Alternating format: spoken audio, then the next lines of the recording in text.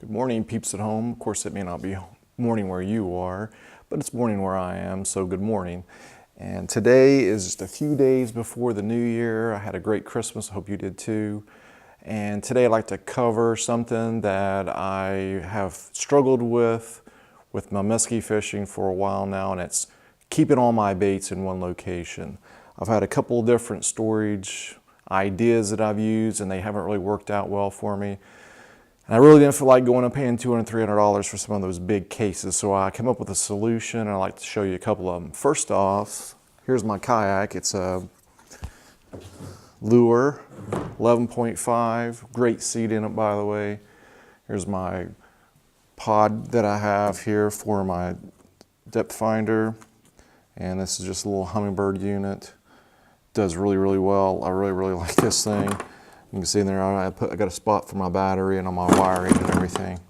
And then you got your case up here, 36 inches wide, really good kayak. It's one of my favorites. I've got a Jackson over here, the big tuna, and I just don't even use it anymore. I usually let other people use it.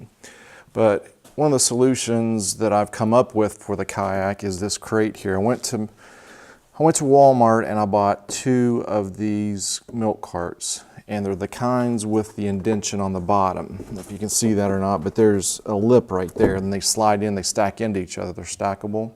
So what I did was I cut the bottom of it off actually about, I guess that's about 2 or 3 inches. There's a seam there, and you can see it right here. I just cut all this off and got the bottom of it to make my top. And then I drilled holes through here and just put zip ties in it so that it would hinge. And then I put these bungees on in here just to clamp it down so it won't. And the lure comes with these straps, so everything's kind of strapped in here. And I've got this bungee cord here pushed up against tight, so it fits in rather well. Then when I want to get into it, now, well, before I say that, there's right here, I can set tackle boxes in here, the Plano type tackle boxes, and then these hold them in. And then what I do is I slide this back. Sorry for the poor lighting down here. I'm in my dungeon basement. Just slide those down and this pops up. And then here's the solution I've come up with. These were actually some spindles to my front porch. They're just squared off, and I just cut them and glued them together with PVC glue. Use the purple cleaner. And then I did the same thing with this.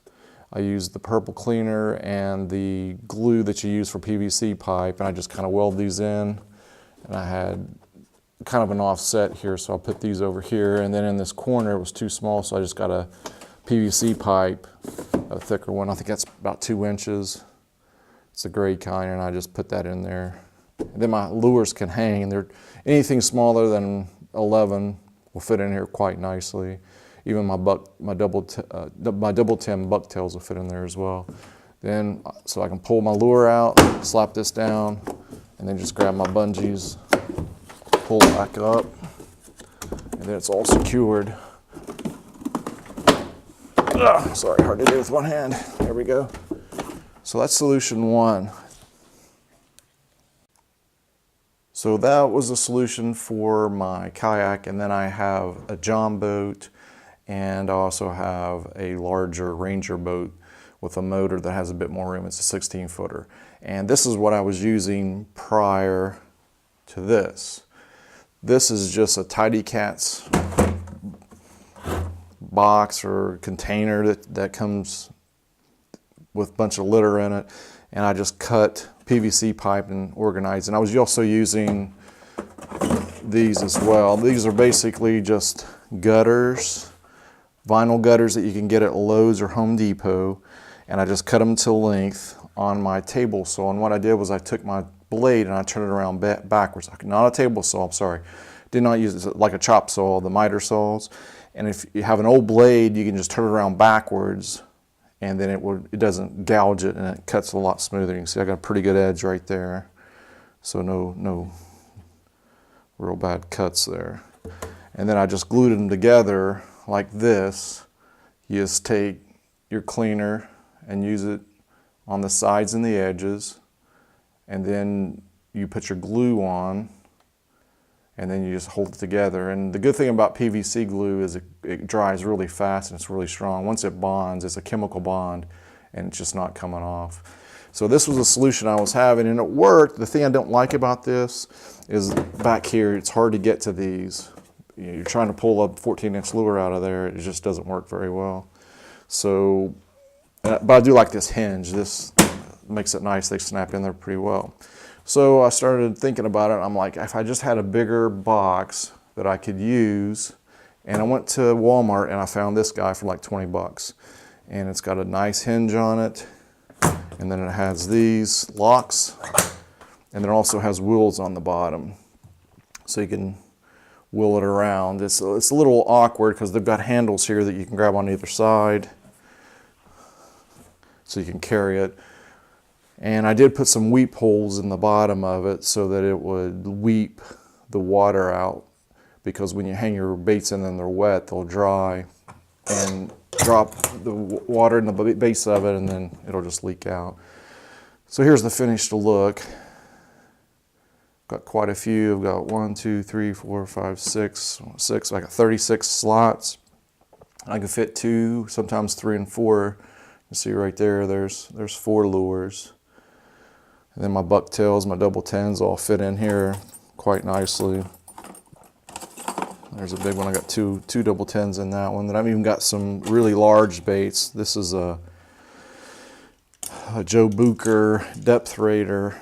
I think that thing's about 10 inches long, or maybe long. Well, it has to be long. I think these are 12, so that's about a 12-inch bait right there that fits in quite nicely.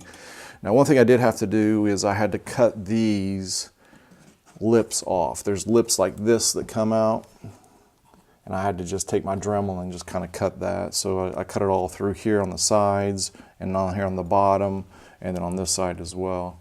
And I just kind of sanded it down a little bit, and that seemed to work. Then also have these little pouches here. You can also put Plano boxes in here.